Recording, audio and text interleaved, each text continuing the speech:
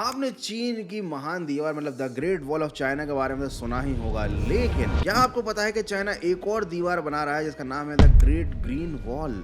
I know आपने इसके बारे में जरूर सुना होगा कि चाइना अपने रेगिस्तान को खत्म करने के लिए पेड़ों की एक दीवार बना रहा है। लेकिन क्या आपको मालूम है कि इस इम्पॉसिबल से दिखने वाले काम को करने के लिए चाइना कौन सी टेक्नोलॉजी इस्तेमाल कर रहा है? चाइना यूज कर रहा है रेत को खाने वाली मशीन। और ऐसा इसलिए क्योंकि चाइना ये समझ चुका है कि अगर उसने अपने रेगिस्तान को नहीं खत्म किया तो ये रेगिस्तान चाइना को खत्म कर देगा। चाइना की कुल जमीन का 32% हिस्सा रेगिस्तान में तब्दील हो चुका है। 1.9 मिलियन स्क्वायर किलोमीटर तक का इलाका रेगिस्तान ने निगल लिया है और इसकी वजह से चीन को हर साल 63,400 करोड़ रुपए का नुकसान होता है। शहरों में रेत के तूफान आते हैं, एग्रीकल्चर को बर्बाद करते हैं। हालांकि हमारे यहाँ भी इस चीज को लेकर एक योजना आई थी, लेकिन उसका क्या हुआ वो तो भगवान ही जाने। क्योंकि भैया इंडिया में तो योजनाएं आती रहती हैं, जाती रहती हैं, जमीनी स्तर पर कोई काम नहीं होता। लेकिन चाइना में जमीनी स्तर पर काम हो रहा है और उसका असर भी दिखाई दे रहा है। और लिटरली आप ये जानकर हैरान रह जाओगे कि एक रेगिस्तान में हरे भरे पेड़ उगाना, एक जंगल खड़ा करना कोई आसान काम नहीं है। ये खतरनाक काम खतरनाक वायरस बनाने वाला देश ही कर सकता है। तो चलो जानते हैं और देखते हैं कि कैसे आखिर चाइना अपने डेजर्ट को एक हरे भरे जंगल में कन्वर्ट कर रहा है, और साथ ही देखेंगे उस रेत को खाने वाली मशीन को। एंड लिटरली इस वीडियो को देखने के बाद आपके मन में ये बात जरूर आएगी कि यार ये टेक्नोलॉजी इंडिया में भी आनी चाहिए ताकि इंडिया में भी डेजर्ट्स का एक्सपेंशन रोका जा सके। इस मशीन का नाम है जुमांग 301। रेगिस्तान में पेड़ लगाना कोई बहुत बड़ी बात नहीं है। बहुत सारे मजदूरों को छोड़ दो, वो गड्ढा खोदेंगे, पेड़ लगाएंगे, पानी देंगे, बात खत्म, पैसा हजम। लेकिन एक्चुअली में मैटर ऐसे सॉल्व होता ही नहीं है, क्योंकि रेत में जो पेड़ों की पकड़ होती है वो बहुत कमजोर होती है। और रेगिस्तान जो होता है ना, उसमें आते हैं रेत के तूफान। तो रेत के इन तूफानों की वजह से नए नए लगाए गए पेड़ पौधे सूख जाते हैं, रेत में दब जाते हैं, और साथ ही रेगिस्तान का एक्सपेंशन भी हो जाता है। हवा चलती है, रेत को दूर दूर तक ले जाती है, और जहां जहां तक रेत जाती है वो जगह रेगिस्तान बन जाती है। और इसी तरीके से रेत के तूफानों की वजह से जो रेगिस्तान है वो अपना एरिया बढ़ाता जाता है। तो चाइना ने पहले तो सिंपल तरीका अपनाया। सबसे पहले चाइना ने रेगिस्तान में गड्ढे खोदे, पेड़ लगाए। लेकिन जब उन्होंने देखा कि भैया ये चीज सक्सेसफुल नहीं हो रही है, तब उन्होंने यूज की जुमांग 301 मशीन। ये मशीन ऑटोमेटिक सीडिंग कर सकती है, मतलब अपने आप ये एक ऐसी जगह चुनती है जहां पर रेत बहुत ज्यादा पतली ना हो। ये मशीन खुद से गड्ढा खोदती है, खुद से बीज बो देती है, और ये 24 घंटे के अंदर ऑटोमेटिकली 2000 एकड़ जमीन में बीज बो सकती है। मतलब समझ रहे हो ये एक मशीन कितने लोगों का रोजगार खा जाती होगी। लेकिन फिलहाल चाइना में समस्या भी रोजगार की नहीं बल्कि रेगिस्तान की है। अब तुम बोलोगे गौरव भाई, रेत में गड्ढे खोदकर पेड़ लगाना कौन सा बहुत बड़ा काम है? ये चीज तो सक्सेसफुल है ही नहीं। तो ये मशीन वो काम करती है जो इस प्रोसेस को सक्सेसफुल बना दे। ये मशीन रेत में बीज बोने के साथ साथ सैंड स्टेबलाइजेशन भी कर देती है।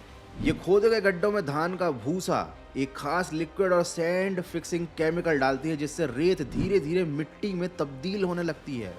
और साथ ही ये मशीन सैंड ग्रिड पेविंग भी कर देती। लेकिन बीज गड़ाने से पहले और गड्ढा खोदने से पहले ये मशीन बांस के छोटे छोटे टुकड़े और भूसे से बना हुआ एक जाल जमीन पर बिछा देती है, जिससे कि रेत जमीन पे बंध जाती है। और हवा चलने से रेत का तूफान नहीं ला पाती, ये रेत उड़ ही नहीं पाती, ये एक जगह पर बंध के रह जाती है। और धीरे धीरे करके ये मशीन जहां से भी निकलती है ना, उस जगह की रेत को ये करीब 6 महीने के अंदर मिट्टी में तब्दील कर देती है। वहां पर हरियाली हो जाती है, रेत के तूफान आने बंद हो जाते हैं। और इसीलिए चाइना में इस मशीन को सैंड ईटर कहा जाता है, मतलब रेत खाने वाली मशीन। क्योंकि एक बार ये मशीन अपनी प्रोसेस करती हुई जहां से निकल जाती है ना, वहां पर फिर रेत नहीं बचती। अब बहुत से लोग ये सोचेंगे कि भैया प्रकृति के साथ छेड़छाड़ नहीं करनी चाहिए, जहां पर रेगिस्तान है उसे रेगिस्तान ही रहने देना चाहिए। तो लॉजिक वाली बात तो ये है कि देखो प्रकृति के साथ छेड़छाड़ तो वैसे भी हो ही रहा है, इसी वजह से तो इतने सारे जंगल कट रहे हैं और वो रेगिस्तान में बदल रहे हैं। लेकिन अगर इंसानों को सरवाइव करना है तो अब उनको इस प्रोसेस को रिवर्स करना ही पड़ेगा, प्रकृति के साथ छेड़छाड़ करनी ही पड़ेगी। क्योंकि अगर ऐसा ना किया गया ना तो बहुत ही जल्द हमारा ये जो प्लेनेट है ना, ये मार्स बन जाएगा। बोले तो हमको मार्स पर जाने की जरूरत नहीं पड़ेगी, और ये कोई खुशी की बात नहीं है। अच्छा देखो सीरियसली, ये वीडियो में कोई चाइना की तारीफ करने के लिए या फिर ये जुमांग मशीन 301 की तारीफ करने के लिए नहीं बना रहा हूँ, बल्कि ये वीडियो मैंने इस पर्पज से बनाया है है, ताकि आपको ये पता चल सके कि जो टेक्नोलॉजी है ना उसका सही इस्तेमाल इंसानों के द्वारा की गई गलती को फिर से रिवर्स कर सकता है अगर इंसान ईमानदारी से कोशिश करें।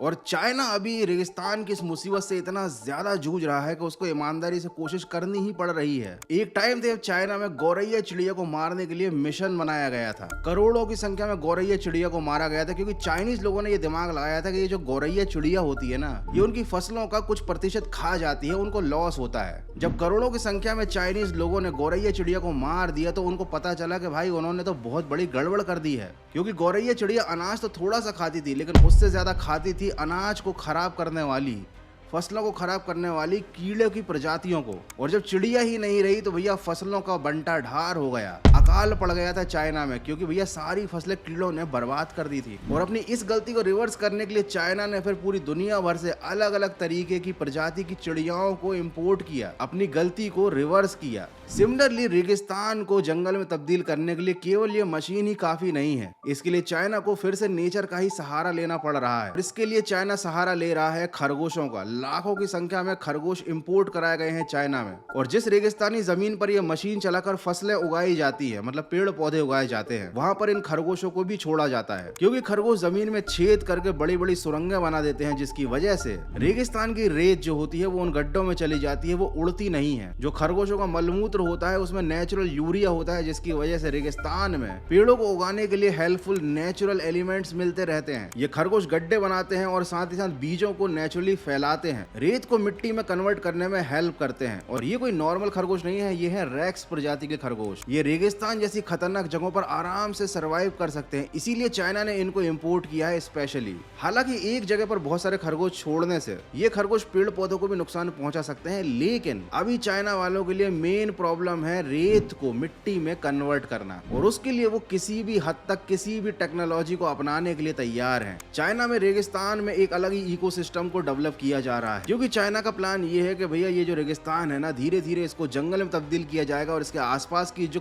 बंजर जमीन है उसको खेती के लायक बनाया जाएगा, क्योंकि चाइना की आबादी तेजी से बढ़ रही है और चाइना के पास जो है जमीन लिमिटेड है, इसीलिए उसको जो अनयूज्ड जमीन है, बेकार जमीन है, उसको यूजफुल बनाना ही पड़ेगा। और सिमिलरली इंडिया में भी हमको ये टेक्नोलॉजी अपनानी पड़ेगी, क्योंकि थार डेजर्ट बहुत ही तेजी से एक्सपैंड हो रहा है। इंडिया में विकास के नाम पर जंगल काटे जा रहे हैं और रेगिस्तानी इलाका बहुत ही तेजी से बढ़ रहा है। ये दिल्ली तक फैलने वाला है आने वाले 5 से 10 साल तक। अब बहुत सारे लोगों के दिमाग में ये खुरापात आ रही होगी कि भैया जो थार डेजर्ट है या फिर जो रेगिस्तान है इंडिया की, वहां की रेत को इंपोर्ट कराओ, उसे कंस्ट्रक्शन में इस्तेमाल करो, तो रेगिस्तान की रेत खत्म हो जाएगी, वहां पर बच जाएगी मिट्टी और वहां पर जंगल बनाया जा सकेगा आराम से। तो आपके नॉलेज के लिए मैं बता दूं कि रेगिस्तान की जो रेत होती है ना, वो बहुत ज्यादा बारीक होती है, उसका इस्तेमाल कंस्ट्रक्शन में नहीं होता। क्योंकि मेरे भाई अगर ऐसा हो रहा होता ना, तो ये जो लालची लोग, जो कॉन्ट्रैक्टर है ना, ये रेगिस्तान छोड़ते ही नहीं इंडिया में। आपको रेत देखने को नहीं मिलती रेगिस्तान में। वो तो ये जो रेगिस्तान की रेत किसी काम की नहीं है ना, इसीलिए ये इतनी बड़ी मात्रा में अभी अवेलेबल है,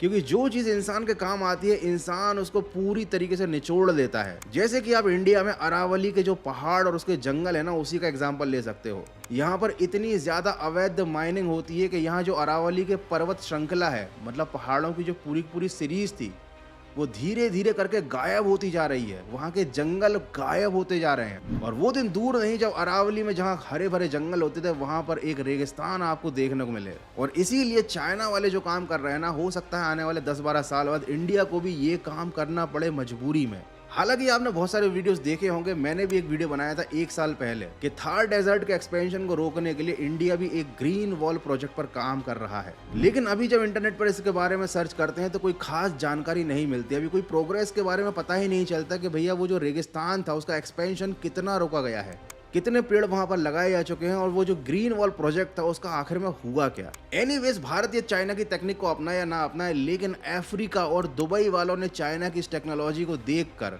अपने यहाँ भी जो रेगिस्तान है उनको जंगल में कन्वर्ट करना शुरू कर दिया है। और मुझे तो लगता है आने वाले 10-12 सालों बाद धरती का नजारा ही बदल जाएगा। जहाँ पर बड़े बड़े रेगिस्तान हुआ करते थे, वहां पर हो जाएंगे बड़े बड़े जंगल, और जो एरियाज पहले जंगलों के नाम से जाने जाते थे वो हो जाएंगे बंजर जमीन के मैदान। मतलब पूरा इकोसिस्टम ही बदल जाएगा, पूरी जियोग्राफी में ही चेंजेस आ जाएंगे। लेकिन फ्यूचर में जो होगा सो होगा। अभी तो फिलहाल चाइना वाले जमकर लगे हुए हैं अपने रेगिस्तान को हरे भरे जंगल बनाने में, और उन्होंने इस प्रोसेस में काफी हद तक सक्सेस भी पाली है थैंक्स टू जुमांग 301 मशीन, बोले तो रेत को खाने वाली मशीन। आपको क्या लगता है क्या भविष्य में इंडिया में भी ऐसी सिचुएशन क्रिएट होने वाली है? मुझे कमेंट करके जरूर बताना।